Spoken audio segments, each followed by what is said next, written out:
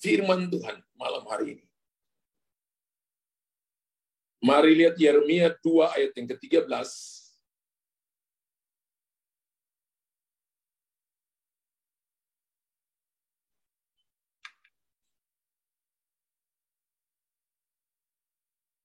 Sebab 2 kali umatku berbuat jahat. Mereka meninggalkan aku sumber air yang hidup untuk menggali kolam bagi mereka sendiri, yakni kolam yang bocor yang tidak dapat menahan air. Yeremia pasal 2 ayat 13 ini, kalau kita baca baik-baik, maka kita lihat ada 2 jenis kejahatan yang dicatat di dalam ayat yang tadi kita baca, Bapak Ibu. Masalahnya begini, umat Tuhan melakukan kedua-duanya. Malam ini kita mau belajar untuk kita kembali mereposisi. Untuk kita kembali melihat diri kita. Apakah kita lakukan ini atau tidak. Kalau kita lakukan, maka waktu yang Tuhan kasih kepada kita adalah waktu untuk kita bertobat, waktu untuk kita reposisi kembali. Dan 2 jenis kejahatan ini dicatat dalam ayat ini, dalam Yeremia 2 ayat 13. Umat Tuhan melakukan kedua-duanya. Karena itu Tuhan mengatakan bahwa mereka 2 kali berbuat jahat. Bapak Ibu baca tadi, sebab 2 kali umatku berbuat jahat. Sekalipun ini nubuatan Yeremia bagi umat Israel, tapi ayat ini juga berlaku bagi umat Tuhan yang hidup sekarang ini. Kepada siapa, saudara? Kepada siapa? Sudah tentu kejahatan ini dilakukan kepada Tuhan sendiri. Setiap kejahatan yang kita lakukan sejatinya adalah sebuah kejahatan kepada pribadi Tuhan sendiri. Dalam hal apa umatnya telah 2 kali berbuat jahat kepada Tuhan? Dalam hal apa umat Allah telah berbuat jahat kepada Tuhan? Dalam hal apa 2 kali umat Allah telah berbuat jahat kepada Tuhan? Yang pertama kita belajar karena mereka meninggalkan Tuhan, sumber air yang hidup. Boleh tetap tunjukkan Yeremia 2 ayat 13 tadi. Dalam hal apa? Mereka meninggalkan Tuhan sebagai sumber air yang hidup. Wow. Jika kita hanya sekilas saja membacanya, sepertinya tidak ada bobot kejahatan. Sepertinya tidak ada sebuah nilai kejahatan yang terlalu besar, terlalu serius. Yang kita baca dari Yeremia 2 ayat yang ke-13. Tetapi jika Bapak Ibu renungkan ayat ini, maka kita dapat memahami, kita dapat mengerti betapa seriusnya kejahatan umat Tuhan ini. Alkitab katakan begini, sebab 2 kali umatku berbuat jahat, mereka meninggalkan aku. Meninggalkan Tuhan. Kata meninggalkan Tuhan ini memberi kesan kuat di mana seseorang tidak lagi memandang kepada Dia. Jadi ketika ada masalah, ada persoalan, ada pergumulan, Bapak Ibu kemudian memandang orang lain, melihat kepada kekuatan orang lain, melihat pergi kepada paranormal, maka kita telah meninggalkan Tuhan. Kita bersandar kepada pengertian kita sendiri, maka Bapak Ibu memberi kesan kuat di mana Bapak Ibu sedang melakukan kesalahan, melakukan dosa atau Alkitab katakan kita berbuat jahat. Kita tidak lagi memandang kepada Dia. Ibrani pasal yang ke-12 ayat yang kedua berkata, mata kita harus tetap memandang kepada Tuhan, supaya Tuhan membawa kita dari iman kepada iman, dari kemuliaan kepada kemuliaan. Marilah kita melakukan dengan mata yang tertuju kepada Yesus, yang memimpin kita dalam iman, dan yang membawa iman kita kepada apa, saudara? Kesempurnaan. Mari melakukan dengan mata yang tertuju kepada Tuhan. Orang yang tidak memandang kepada Tuhan, maka dia tidak takut kepada Tuhan. Dia tidak peduli lagi dengan perintah Tuhan. Dia tidak peduli lagi dengan ketetapan Tuhan. Makanya orang kenapa nggak mau ibadah, nggak mau baca Alkitab. Kenapa orang nggak cari Tuhan dengan sungguh-sungguh? Karena dia tidak lagi mau memandang kepada Tuhan. Dia telah meninggalkan Tuhan. Bukankah ini bentuk kesombongan yang amat sangat kita buat? Ketika kita tidak lagi memandang kepada Tuhan, atau kita meninggalkan Tuhan, itu salah satu bentuk kesombongan. Kalau kita perhatikan baik-baik, kata kesombongan yang disampaikan oleh Tuhan di dalam Alkitab, kesombongan umat Tuhan itu sering berawal dari satu kata lebih dulu, yaitu lupa. Bisa kita kembali kepada Yeremia 2 ayat yang ke-13 tadi. Ya.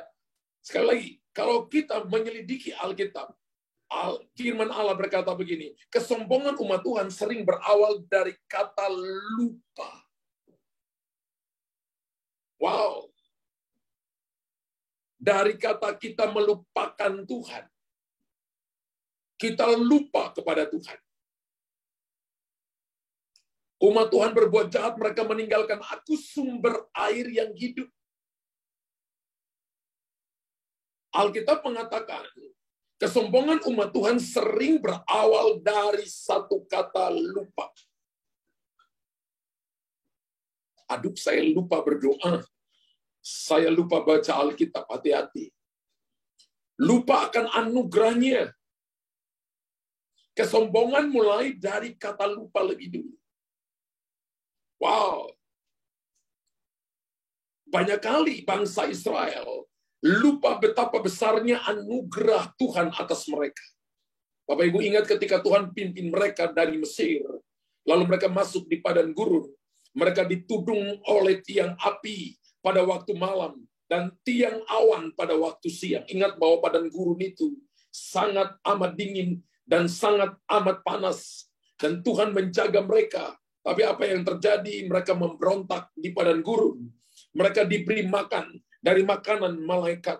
Mereka diberi minum dari batu karang rohani yang mengikuti mereka.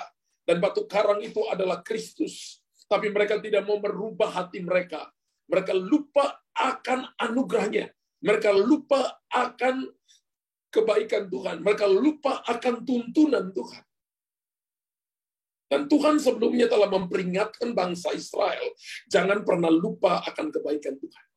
Kalau Bapak Ibu baca dalam Ulangan pasal 8, ayat 7, sampai ayat yang ke-18. Ulangan pasal 8, ayat 7, sampai ayat yang ke-18. Alkitab berkata, kalau Bapak Ibu baca di situ, dan camkanlah, sebab Tuhan Allahmu membawa engkau masuk ke dalam negeri yang baik, suatu negeri dengan apa, saudara?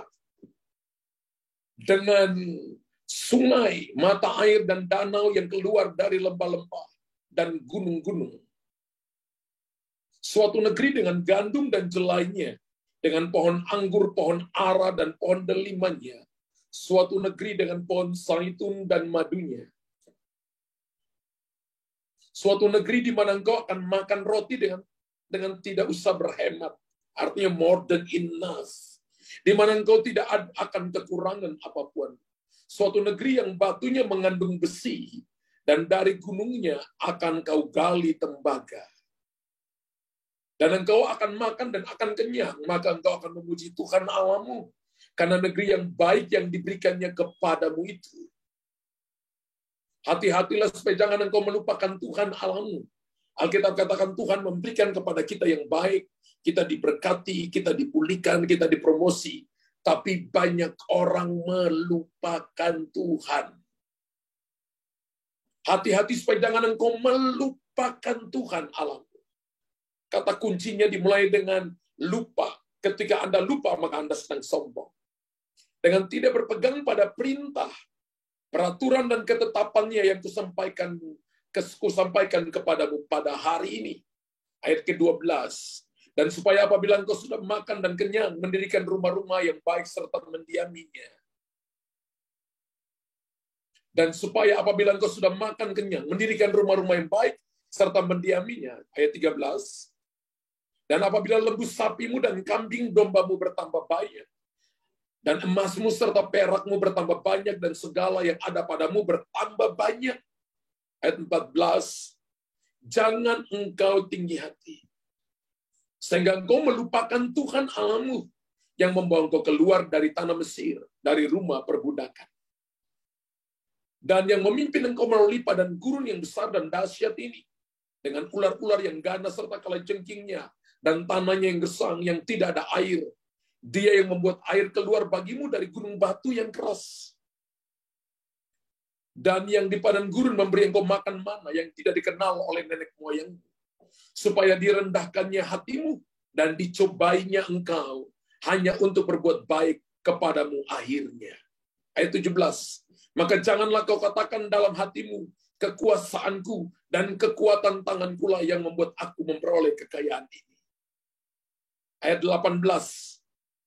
Tetapi haruslah engkau ingat kepada Tuhan Allahmu, sebab dialah yang memberikan kepadamu kekuatan untuk memperoleh kekayaan dengan maksud meneguhkan perjanjian yang diikrarkannya dengan sumpah kepada nenek moyangmu seperti sekarang ini.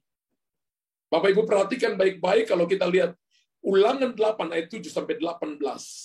Maka orang Israel diingatkan oleh Tuhan, diperingatkan oleh Tuhan supaya mereka jangan melupakan anugerah, jangan melupakan kebaikan Tuhan. Jangan lupakan waktu-waktu ibadah, waktu baca firman, waktu berdoa. Jangan lupa menjaga hati karena kemurahan Tuhan yang Tuhan lakukan bagi kita. Ketika kita lupa, maka kita akan masuk di dalam kesombongan.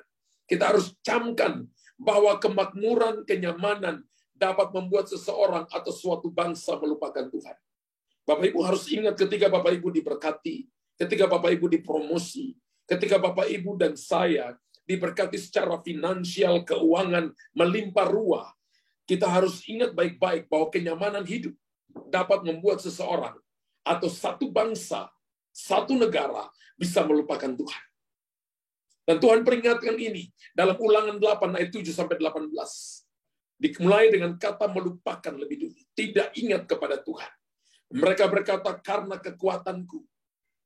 Kalau Bapak Ibu perhatikan ayat 16, ayat 17 katakan, ya, melupakan dengan tidak lagi berpegang pada perintahnya.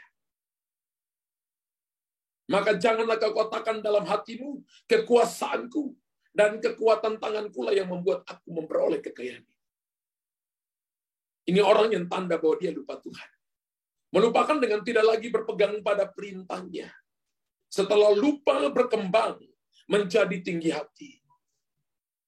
Saya ketemu dengan orang yang selalu berkata, aduh Pak, lupa. Bahkan sampai hari Minggu dia lupa. Sampai hari Minggu dia buka toko. Padahal dia jadi pekerja. Dan setiap kali ditanya, dia selalu berkata, aduh Pak, lupa. Kalau saya tinggalkan 2-3 jam, waduh rugi banyak duit Pak. Padahal dulu sebelum diberkati hampir tiap hari ada di gereja. Ketika Bapak Ibu lupa, maka lama-lama kita mulai dengan tinggi hati. Lupa berkembang menjadi tinggi hati. Merasa segala kekayaan dan kemakmuran mereka terjadi karena kekuasaan. Merasa bahwa dia kaya, merasa bahwa dia punya kekuatan karena kekuatan mereka sendiri. Bukan karena Tuhan. Kita harus belajar mengakui bahwa dalam segala hal, entah itu posisi, tempat tinggi, atau tempat kita sedang dari tempat paling rendah, tempat di mana kita sudah kaya raya, tempat di mana saudara sedang bekerja hari ini, bahwa semua yang diberikan kepada kita itu hanya untuk menguji hati kita, apakah kita memuliakan Tuhan dengan semuanya itu, ataukah kita berkata bahwa karena kekuasaanku dan karena kekuatanku, aku memperoleh semuanya itu. Ingat, dimulai dengan kata lupa. Ayat yang ke-12 dari Ulangan 8:12 berkata, dan supaya apabila engkau sudah makan dan kenyang, mendirikan rumah-rumah yang baik, serta mendiaminya, dan apabila lembu sapimu dan kambing dombamu bertambah banyak, dan emas serta perakmu bertambah banyak, dan segala yang ada padamu bertambah banyak, jangan engkau tinggi hati, sehingga engkau melupakan Tuhan Allahmu yang membawa engkau keluar dari tanah Mesir, dari rumah perbudakan. Saya percaya bahwa tidak semua orang lahir dari keluarga kaya. Kalau dia lahir dari keluarga kaya, maka itu bukan kekayaannya dia, itu kekayaan papanya. Kekayaan orang tuanya, hasil usaha orang tuanya. Tapi kalau hari ini Bapak Ibu adalah orang yang tahu, tidak lupa akan Tuhan, yang tahu akan anugerahnya. Dan Bapak Ibu hari ini diberkati oleh Tuhan. Jangan engkau tinggi hati. Alkitab katakan, ayat 14, jangan engkau tinggi hati, sehingga engkau melupakan Tuhan Allahmu. Ketika engkau dipakai oleh Tuhan, ketika engkau diangkat tinggi oleh Tuhan, Jadi seorang hamba Tuhan yang diurapi oleh Tuhan. Mungkin punya jemaat yang banyak. Maka Anda bukan Tuhan. Permuliakanlah Tuhan. Kita adalah hamba-hamba Tuhan. Alkitab katakan, kita adalah hamba yang tidak berguna. Jangan engkau tinggi hati. Ingat bahwa setan yang namanya Lucifer itu dibuang dari surga. Karena Tuhan menemukan bahwa dia tinggi hati. Dan tinggi hati itu bertentangan dengan kerajaan Allah. Alkitab katakan, jangan engkau tinggi hati. Jangan engkau berkata kekuasaanku dan kekuatanku yang membuat aku seperti ini. Tapi harusnya sebaliknya kita memuliakan Tuhan dengan semua yang Tuhan berikan kepada kita. Amin. Tuhan ingatkan Israel bahwa mereka dibawa keluar dari Mesir. Mereka dulu adalah budak 430 tahun lamanya. Kalau kita perhatikan dari ayat-ayat sebelumnya, maka proses menjadi tinggi hati dimulai dari kata melupakan Tuhan. Saya ulangi ini kembali. Kalau kita perhatikan dari ayat-ayat sebelumnya, maka proses menjadi tinggi hati dimulai dari melupakan Tuhan. Ada orang yang ingat Tuhan ketika dia ada dalam masalah. Ada orang yang ingat Tuhan ketika dia dalam pergumulan yang kekuatannya sudah tidak bisa menolong dia, baru dia ingat Tuhan. Tapi ketika dia diberkati melimpah-limpah, dia lupa dengan Tuhan. Dia hanya ingat Tuhan waktu dia ada dalam masalah. Saya berkali-kali ajarkan umat Allah di tempat ini. Jangan datang kepada Tuhan ketika ada masalah baru datang kepada Tuhan. Tapi Alkitab katakan datang kepada Tuhan setiap waktu, setiap menit, setiap hari, setiap jam datang kepada Tuhan. Datang ketika Anda lagi diberkati, ketika Anda lagi bergumul, ketika Anda lagi dalam proses, ketika Anda dibawa ke puncak-puncak yang tinggi, tetap cari Tuhan. Jangan pernah melupakan Tuhan. Ketika Bapak Ibu melupakan Tuhan, lalu kita akan menjadi orang yang tinggi hati. Dan seterusnya, melupakan segala jasa Tuhan dalam hidup mereka. Satu waktu saya ketemu dengan seseorang yang berkata begini, Pak, tanpa Tuhan pun, kekayaan yang kami punya akan sampai kepada 7 keturunan. Tapi saya beritahukan kepada saudara, sebelum dia meninggal, maka semua yang ada pada dia tidak cukup membiayai untuk dia datang ke dokter. Saudara dengar baik-baik, semua harta, semua kedudukan, semua kepintaran yang kita miliki, kalau kita taruh di hadapan Tuhan, maka garisnya adalah garis datar minus. Garis itu akan menjadi plus ketika kita bergantung kepada Tuhan. Ada garis tegak lurus, itu akan mengubah yang minus jadi plus. Kalau Bapak Ibu ingin mengubah yang minus jadi plus, maka Bapak Ibu tidak boleh sampai melupakan Tuhan. Kita harus tetap ingat akan Tuhan setiap waktu. Kita harus waspada setiap waktu dan tetap bersandar kepada Tuhan. Jika Tuhan mengaruniakan kemakmuran, jika Tuhan mengaruniakan keamanan dalam hidup kita, itu bisa merupakan sebuah ujian bagi hati kita. Kita ini mengalami 3 ujian. Ujian pertama adalah ujian di mana saudara dan saya mengalami ujian yang namanya ujian kita mengalami kekurangan. Ketika Bapak Ibu mengalami ujian kekurangan, saya percaya bahwa Anda akan bergantung kepada Tuhan. Yang kedua adalah ujian kelimpahan. Banyak orang tidak lulus di situ dan mereka melupakan Tuhan. Ujian yang ketiga adalah ujian kesendirian. Haleluya. Itu bisa merupakan sebuah ujian bagi hati kita. Kenyamanan, kekayaan, kemakmuran, karunia, harta, itu bisa menjadi ujian bagi hati kita. Apakah hati kita tertuju ke sana dan berkata, karena kekuasaanku lah, karena kekuatanku lah, karena kemampuanku lah, maka semuanya ini ada. Atau Bapak Ibu katakan begini, aku kembalikan segala pujian, segala hormat dan kuasa hanya bagi Raja di atas segala raja. Apakah hati kita tetap setia dan berpaut kepada Tuhan? Atau sebaliknya, ketika Tuhan memberikan kepada kita kemakmuran, kenyamanan, kekayaan, posisi, kedudukan, lalu hati kita menjadi lupa kepada Tuhan dan jatuh di dalam kesombongan. Ada 3 akar masalah, Bapak Ibu. Ada 3 akar masalah. Akar yang pertama adalah sakit hati. Matius pasal yang ke-5 ayat 23 sampai 25. Matius pasal 6, 14 dan 15. Matius pasal 6 ayat 14 dan 15. Dan Amsal 27 ayat yang ketiga. Alkitab katakan begini, jika kamu mengampuni kesalahan orang, Bapamu di sorga mengampuni kesalahan. Tapi jika kamu tidak mengampuni kesalahan orang, Bapa di sorga tidak akan mengampuni kesalahan. Jadi kalau Bapak Ibu tidak ampuni kesalahan orang, doamu juga tidak dijawab. Bapa tidak ampuni Bapak Ibu. Kalau kita lihat Matius pasal 5, 23-25, kalau kita teringat sesuatu kepada seseorang, jangan datang ibadah, tinggalkan ibadahmu, tinggalkan korbanmu. Alkitab suruh kita pergi berdamai dulu dengan orang itu. Matius pasal 5, ayat 23 sampai ayat 25. Alkitab suruh kita pergi berdamai dulu, setelah berdamai baru datang persembahkan korban. Ini akar masalah yang pertama. Bapak Ibu sakit hati, jalan keluarnya adalah mengampuni. Orang yang mengampuni itu tanda bahwa orang rendah hati. Orang yang sakit hati tidak mau mengampuni itu orang paling sombong di muka bumi ini. Karena dia jadi musuh Tuhan. Haleluya. Akar yang kedua adalah 1 Timotius pasal 6 ayat yang ke-10. Akar yang kedua adalah Alkitab katakan gini, cinta akan uang adalah akar segala kejahatan. Sebab oleh memburu uanglah beberapa orang telah jatuh dalam berbagai-bagai pencobaan. Tolong ditunjukkan 1 Timotius 6 ayat yang ke-10.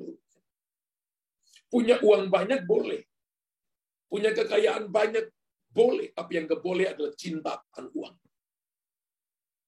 Karena akar segala kejahatan adalah cinta akan uang. Akar segala kejahatan. Ini akar masalah. Semua orang butuh uang.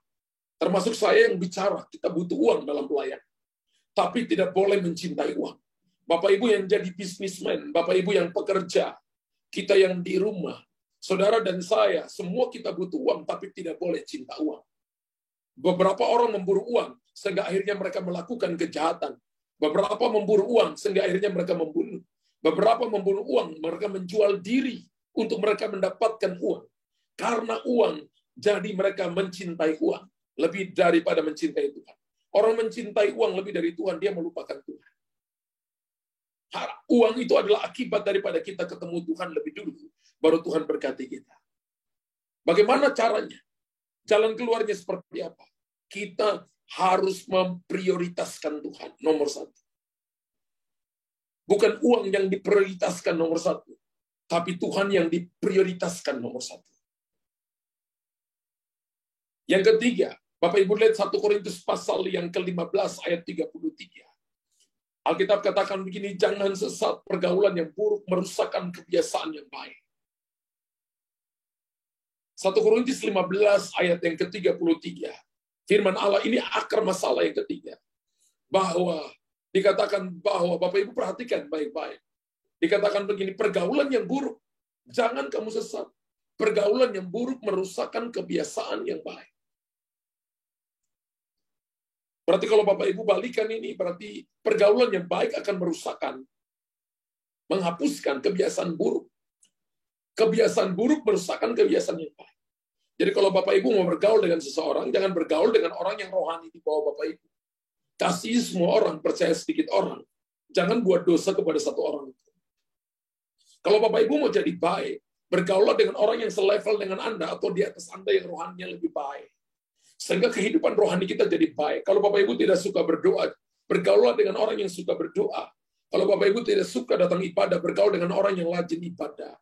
Kalau Bapak Ibu tidak suka baca firman Tuhan, bergaul dengan orang yang suka baca firman Tuhan. Maka Bapak Ibu rajin baca firman Tuhan. Kalau Bapak Ibu malas kerja, bergaul dengan orang yang rajin kerja. Kalau omsetmu 1 bulan 10 juta, maka kalau Anda sudah berteman dengan orang 10 tahun dan 10 tahun omsetmu 1 juta. Sekarang cari teman yang omsetnya 1 bulan 100 juta. Saya percaya 3-4 tahun ke depan omsetmu 1 bulan 100 juta. Kemudian ketika Anda dapat itu, bergaul dengan orang yang omset 1 bulan 1 miliar. Anda akan belajar cara kerjanya, cara menginvestasi uang dengan benar, cara mengatur waktu dengan benar, hidupmu tidak pernah sama lagi. Ingat, ketika Tuhan berkati kita dengan kemakmuran, dengan kenyamanan dalam hidup, itu adalah ujian hati. Jangan pernah melupakan bahwa semuanya datang dari Tuhan. Ulangan pasal 8 ayat 17 berkata begini, Tuhan yang memberikan kepada kita kekuatan untuk kita memperoleh kekayaan.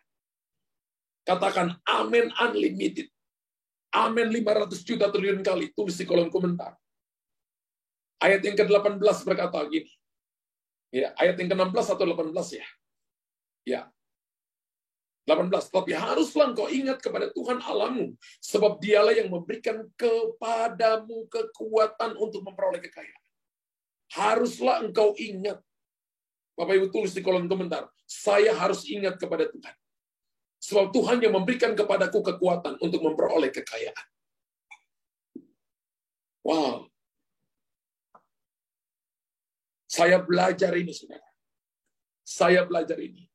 Dan ketika Bapak Ibu belajar, Bapak Ibu akan mengalami pertolongan demi pertolongan Tuhan yang ajaib. Orang akan lihat Bapak Ibu dan bingung. Bapak Ibu tahu begini, orang bingung itu karena tidak tahu arah tujuan. Tapi ketika Bapak Ibu tetap ingat kepada Tuhan, Bapak Ibu itu tahu tujuan kemana Bapak Ibu akan pergi. Kalau Bapak Ibu belajar dari Israel, sejarah mencatat orang Israel itu mengalami ketiadaan air dan kehausan yang amat sangat. Dan Alkitab berkata Tuhan menyuruh untuk Musa untuk berkata kepada bukit batu, dan Musa memukul bukit batu, dan bukit-bukit batu yang keras itu mengeluarkan air sehingga mereka minum sampai puas di padang gurun. Kami pernah pergi ke Jordan, dan kita setelah kita dari Petra kemudian kita kembali dan kita lihat ada sumber mata air yang keluar dari gunung batu yang besar, dan dikatakan itu adalah Wadi Musa, airnya Musa. Sampai hari ini, saudara, air mengalir dengan luar biasa. Kita sampai di situ, dan orang bisa ambil air dan bisa minum di situ, airnya segar banget. Itu di tengah-tengah padang gurun. Wow. Di tengah-tengah padang gurun yang besar dan dahsyat, Alkitab tadi mengatakan ular-ular yang ganas, serta kalajengking dalam Ulangan 8 ayat yang ke-15 tadi. Yang tanahnya gersang, yang tidak ada air. Dia yang membuat air keluar bagimu dari gunung batu yang keras. Saya baca Ulangan pasal 8 ini adalah saya katakan, Tuhan terima kasih ya. Kalau kita ayat ini kemudian kita tarik kembali ke masa sekarang ini. Saudara sedang hidup di tengah-tengah padang gurun, situasi yang sulit mungkin. Tapi Tuhan kita adalah sumber, adalah resource. Dia sanggup mengeluarkan air dari gunung batu yang keras, dari padang gurun, dari ular, menjaga saudara dari ular-ular yang ganas, serta kalajengking, tanah yang gersang, yang tidak ada air, tidak ada kehidupan, tidak ada omset mungkin, tidak dapat gaji, justru Anda mungkin di PHK-kan. Jangan putus asa, siapa tahu Tuhan memberikan kepadamu air yang keluar dari gunung batu. Anda akan minum sampai puas. Sebenarnya ini adalah bentuk ketika Israel melupakan Tuhan. Bagi saya ini Pak katanya mungkin kasar ya. Bentuk satu kekurang ajaran dari umat Tuhan. Yang menikmati begitu banyak anugerah Tuhan yang rasanya more than abundantly. Melimpah ruah. Tapi mereka melupakan Tuhan. Mereka tinggi hati. Mereka tidak menghargai kebaikan jasa-jasanya. Bahkan mereka menganggap sepi Tuhan yang adalah sumber satu-satunya. Bapak Ibu, mari kita jaga hati kita. Sehingga kita jadi anak-anak yang baik. Anak-anak Tuhan yang baik. Kita telah banyak menikmati kehidupan dari sumber air hidup itu. Hari ini kalau kita masih bisa makan, hari ini kalau kita masih punya uang, Ulangan 8 ayat 17 berkata, bukan karena kuat kita, tapi Tuhan yang kasih kekuatan bagi kita. Kalau hari ini kita sudah minum air kehidupan, dari air hidup itu, kalau hari ini kita menikmati berkat-berkat Tuhan, jangan tinggalkan dan lupakan Tuhan. Jangan biarkan Tuhan sepi menunggu saudara. Istri saya sering berkata, jangan biarkan Tuhan bertepuk sebelah tangan. Dia mengasihi kita, tapi kita tidak membalas kasihnya. Justru kita meninggalkan dia. Saya percaya itu sesuatu yang sangat tragis. Itu sesuatu yang sangat, ini kejahatan pertama yang dilakukan oleh bangsa Israel. Dan hari ini Bapak Ibu jangan pernah melupakan Tuhan. Mereka meninggalkan Tuhan, sumber air yang hidup. Yang kedua kita belajar, mereka menggali kolam yang bocor bagi diri mereka sendiri. Kembali ke Yeremia 2 ayat yang ke-13 tadi. Alkitab dengan jelas berkata, mereka menggali kolam yang bocor bagi diri mereka sendiri. Dari melupakan Tuhan, menjadi tinggi hati. Dari mengingat Tuhan, dipromosi oleh Tuhan. Bapak Ibu tulis di kolom komentar. Dari melupakan Tuhan, menjadi tinggi hati. Saya tidak mau melakukan itu. Tapi saya mau mengingat Tuhan, supaya saya dipromosi oleh Tuhan. Dari melupakan Tuhan, menjadi tinggi hati. Akibatnya kita tidak menghargai jasa-jasa dan kehidupan yang diberikan Tuhan dengan limpah ruah kepada kita. Kita menjadi orang-orang yang bodoh, yang mendengar firman, tapi kita tidak mau melakukan firman Tuhan. Kita menjadi orang-orang yang selalu menunda. Bapak Ibu, kalau hari ini dengar firman, lalu kita menunda, itu salah satu bagian daripada ketidaktaatan. Alkitab katakan mendengar, tidak melakukan adalah bodoh. Ingat bahwa setan itu baca firman, setan merenungkan firman, tapi setan tidak melakukan firman. Kalau hari ini ada orang Kristen yang baca firman, merenungkan firman, tidak melakukan firman, maka dia sama dengan setan. Tapi kalau kita baca firman, merenungkan firman, melakukan firman, kita adalah orang yang bijaksana. Sebuah kebodohan karena Tuhan memberi yang terbaik, tapi kita tidak meresponinya. Karena sungguh tidak sebanding antara mata air hidup yang tidak ada habis-habisnya dengan kolam bocor yang tidak menahan air. Coba kembali kepada, tolong ditunjukkan, Yeremia pasal 2 ayat yang ke-13 tadi. Tidak sebanding, Bapak Ibu. Alkitab katakan mereka meninggalkan mata air yang hidup, sumber air yang hidup, lalu menggali kolam bocor yang tidak dapat menahan air. Sebab 2 kali umatku berbuat jahat. Mereka meninggalkan aku, sumber air yang hidup, untuk menggali kolam bagi mereka sendiri. Kolam bagi mereka sendiri itu dinamakan kolam yang bocor, yang tidak dapat menahan air. Kalau kita lihat dalam Yehezkel pasal yang pertama, mereka membawa pulang banyak, tapi mereka taruh dalam pundi-pundi yang berlobang. Lalu diumpamakan mereka makan tapi tidak sampai kenyang, mereka minum tapi tidak sampai menghilangkan dahaga, karena mereka menaruhnya dalam kantong yang berlubang. Lalu Alkitab menjelaskan, kantong yang berlubang itu adalah mereka hanya membangun rumah-rumah, memapani rumah mereka dengan baik. Mereka lupa membangun rumah Allah. Rumah Allah bukan cuma gedungnya. Gereja itu punya arti, yang pertama adalah organisme, yang kedua organisasi, yang ketiga gedung secara fisik, dan yang keempat secara universal adalah gereja adalah tubuh Kristus. Yesus adalah kepala. Haleluya. Betapa bodohnya orang Kristen, betapa bodohnya orang percaya kalau saudara dan saya meninggalkan mata air yang hidup.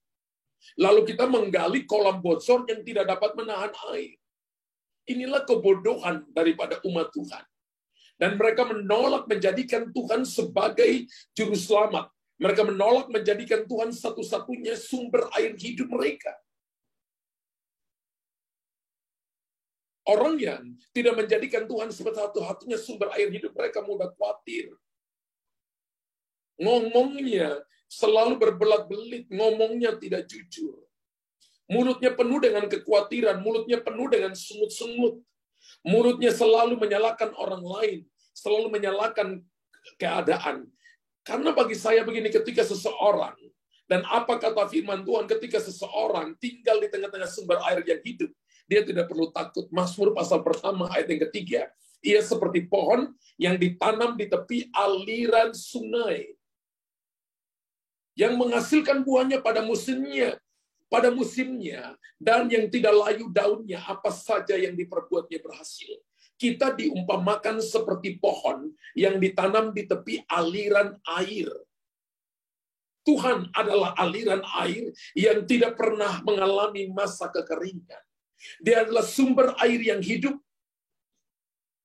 Amin. Haleluya. Betapa bodohnya Bapak, Ibu, dan saya kalau kita menolak menjadikan Tuhan sebagai sumber air hidup kita. Padahal kesukaan karena air hidup tidak dapat dibandingkan dengan kenikmatan kolam yang bocor. Harusnya ketika kita menemukan sumber air yang hidup, itu lebih nikmat daripada kolam yang bocor. Bapak Ibu, kalau kita lihat bahwa kata Abba, kata Bapa itu dari Aram Mesopotamia. Dari Suria, dari Mesir. Jadi kata Bapa bukan bahasa Indonesia, tapi kata itu dari Aram Mesopotamia. Kata Bapa dari bahasa Ibrani itu dipakai dua huruf, A dan B. A. Diterjemahkan dalam bahasa Inggris adalah resource, sumber.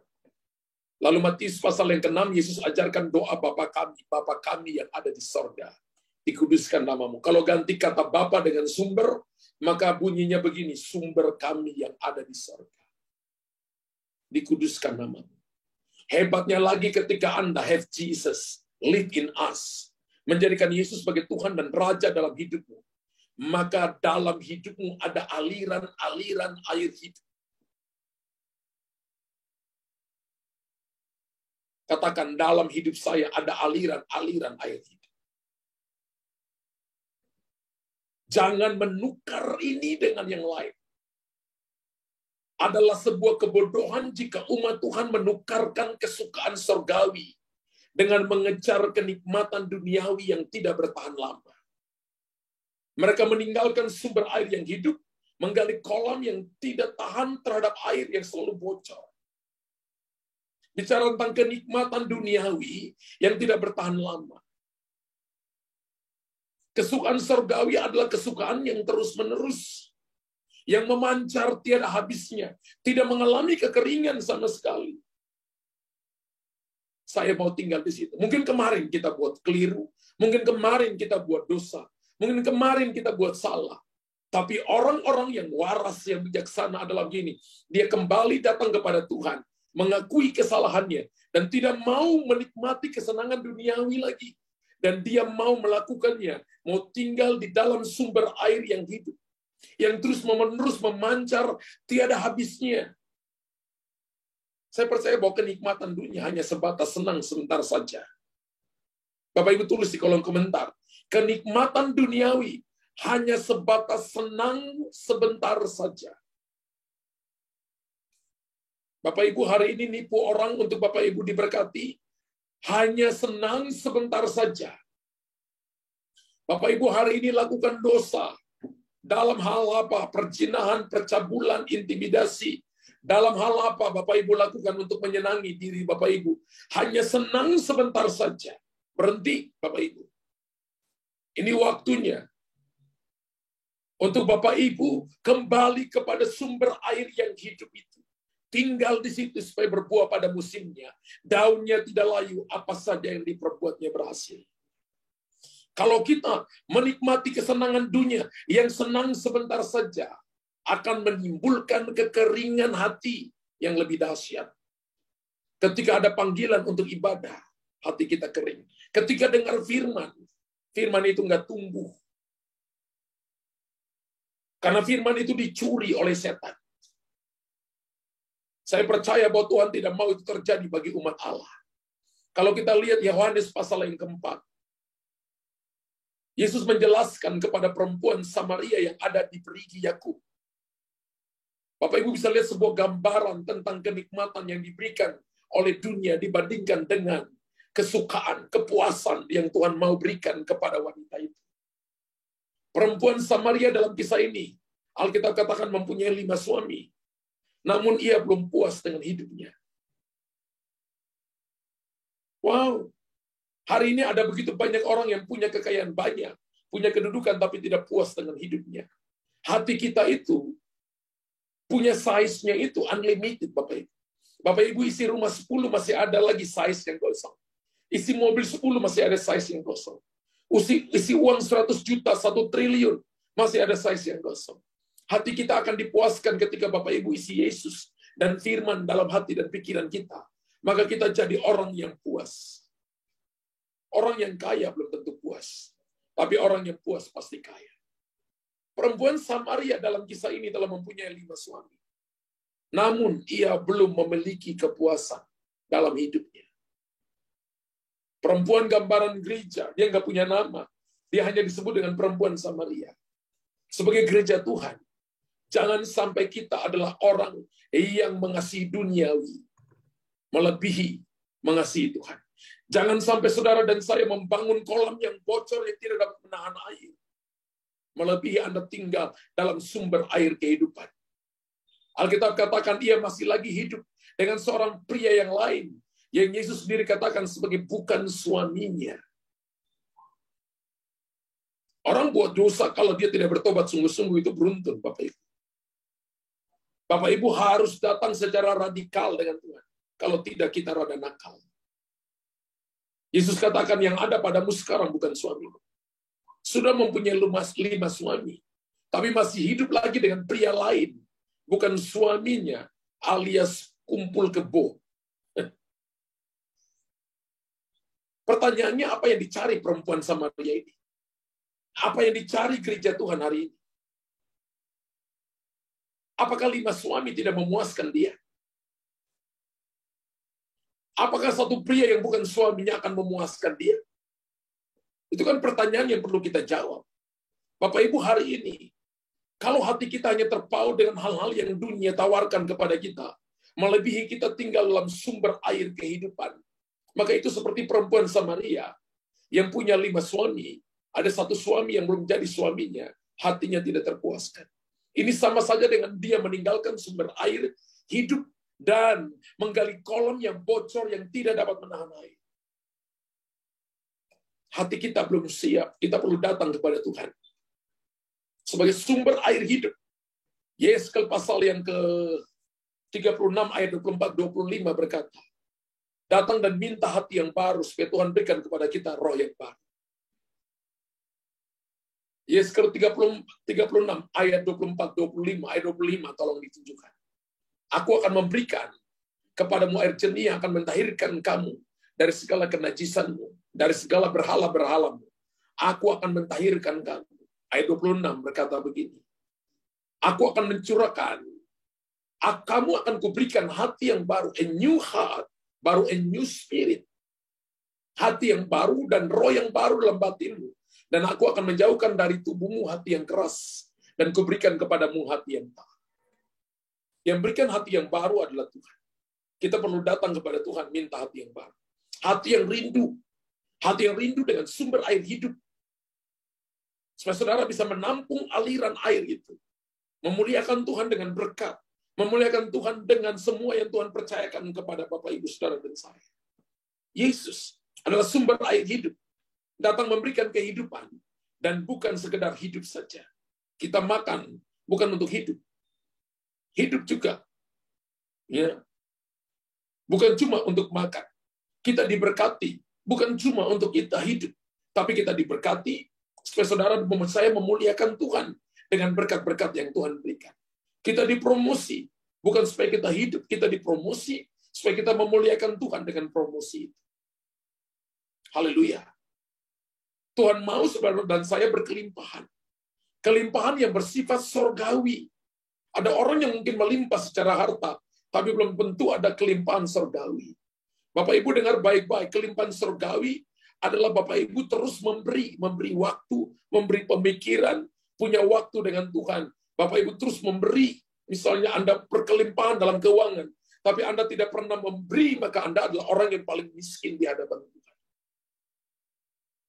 Anda yang cuma punya uang pas-pasan, tapi Anda memberi, maka Anda adalah orang yang kaya karena kemurahan hatimu naik ke hadapan Tuhan. Tapi sebaliknya kalau Anda punya kelimpahan dan Anda terus memberi, maka kemurahan hatimu naik di hadapan Tuhan, Anda orang yang kaya. Kekayaan itu Anda pakai sebagai fasilitas untuk extending the kingdom, memperluas kerajaan Allah. Amin. Makanya saya ngajar jemaat, Bapak Ibu, kesempatan ketika ibadah ada persembahan itu waktunya untuk Bapak Ibu melatih diri untuk memberi, karena yang naik ke hadapan Tuhan itu kemurahan hati. Haleluya. Saya sendiri pribadi sebagai gembala, sebagai pendeta, saya belajar itu. Amin. Dan tidak mau memberi pas-pasan, karena saya tahu saya memberi tanda saya menghormati, tanda saya menghargai nilai Tuhan yang Tuhan berikan kepada saya. Jadi pertama-tama bukan kelimpahan yang bersifat jasmani.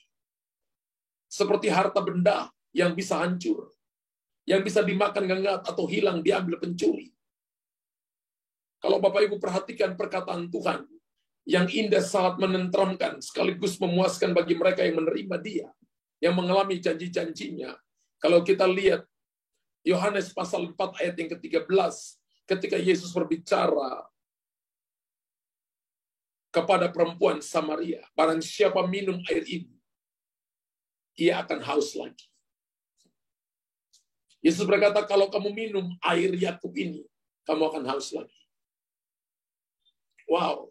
Kalau Bapak Ibu minum dari apa yang dunia tawarkan, Bapak Ibu akan haus lagi. Ingin lagi. Punya mobil satu, kepingin dua. Boleh atau tidak? Boleh saja. Selama Bapak Ibu mampu. Punya rumah satu, kepingin lebih. Tapi kalau pengejaran itu melebihi kita mengejar Tuhan dan kemuliaannya, maka kita melupakan sumber air yang hidup. Satu saat ada seorang hamba Tuhan. Dia bersaksi tentang saya. Dia ketemu dengan seorang bisnismen yang diberkati Tuhan dengan luar biasa. Dan bisnismen ini adalah seorang anak muda. Mengajak dia makan. Dan selama ini, bisnismen ini selalu memberkati, menolong mereka dalam pelayanan. Dan hamba Tuhan ini tanya, kenapa kamu lakukan itu? Dia hanya berkata begini, Pak Pendeta, saya ini adalah orang yang mengelola kekayaan Tuhan di muka bumi ini. Itu bukan milik saya hanya manajer. Dan Tuhan adalah owner-nya.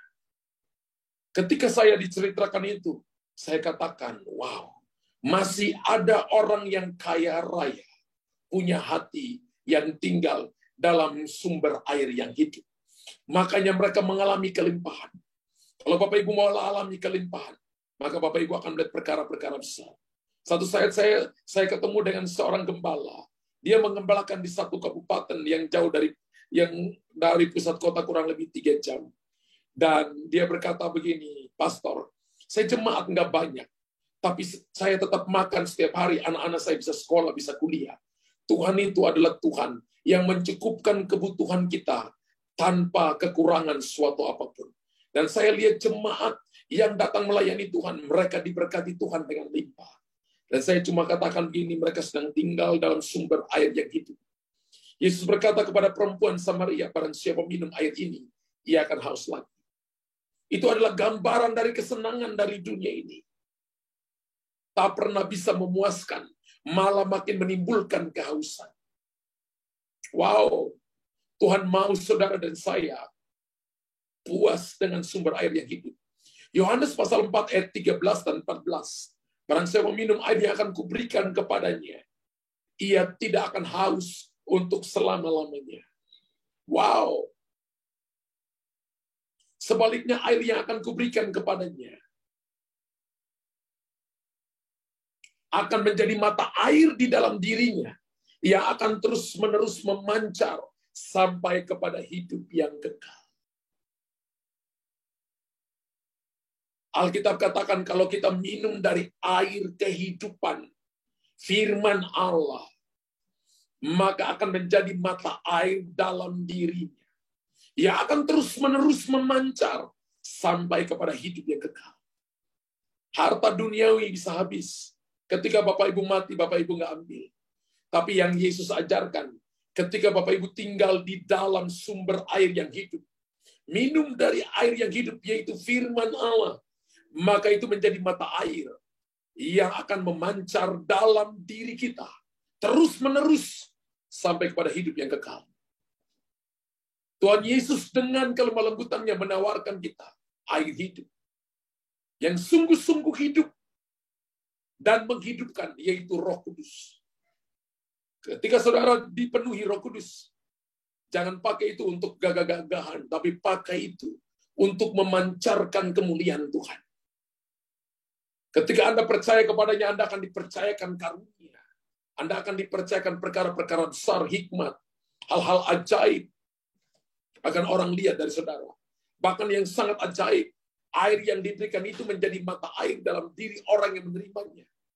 Lebih hebat lagi, air yang menjadi mata air itu akan terus memancar sampai kepada hidup yang kekal. Semua sumber yang ada di bumi ini kan akan habis, Bapak Ibu.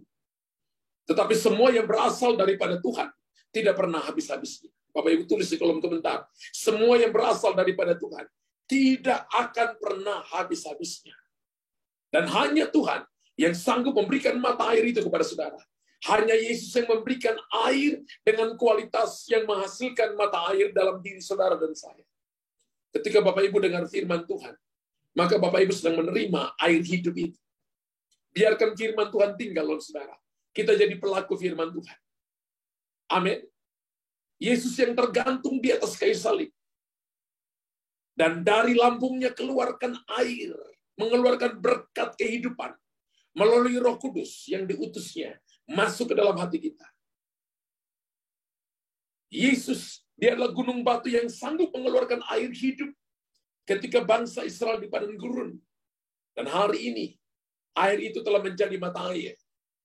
Memancar ke seluruh dunia. Saudara dan saya harus memancarkan kemuliaan Tuhan, memberitakan Injil kepada semua orang. Sehingga semua orang hidup di dalam sumber mata air yang hidup. Mereka tidak meninggalkan sumber hidup dan membangun kolam yang tidak bisa menahan air. Tapi mereka adalah pribadi-pribadi umat Allah. Adalah hidup di dalam sumber air yang hidup. Yang tidak ada habis-habisnya. Yesus berkata, kalau kita minum air Yakub, kita akan haus lagi. Tapi kalau kita minum dari air yang diberikan kepadanya, kita tidak pernah haus lagi. Ketika Bapak Ibu merindukan Tuhan lebih daripada segalanya, maka Anda adalah orang kaya. Anda adalah orang yang diberkati Tuhan. Anda adalah orang yang dimuliakan oleh Tuhan. Tuhan memberkati saudara dan saya. Yang diberkati Tuhan malam ini, tulis di kolom komentar, saya sungguh amat diberkati Tuhan. Haleluya. Haleluya. Bapa di sorga malam ini, hamba sudah selesaikan menyampaikan isi hatimu. Dan Roh Kudus Engkau terjemahkan firman-Mu ini dalam pribadi kami. Materaikan firman. Hidupkan firman-Mu dalam umat-Mu. Supaya kami tinggal dalam sumber air yang hidup.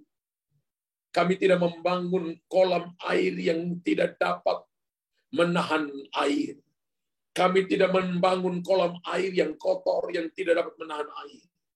Tapi kami hidup di dalam sumber air kehidupan dalam firman-Mu. Melakukan firman-Mu Tuhan. Sehingga kami menjadi dewasa dalam Engkau. Malam ini, hamba berdoa, berkati umat-Mu. Berkati Evelyn, yang sakit hari ini sembuh. Berkati Mite, sesak dada kanan kiri. Normal dalam nama Yesus.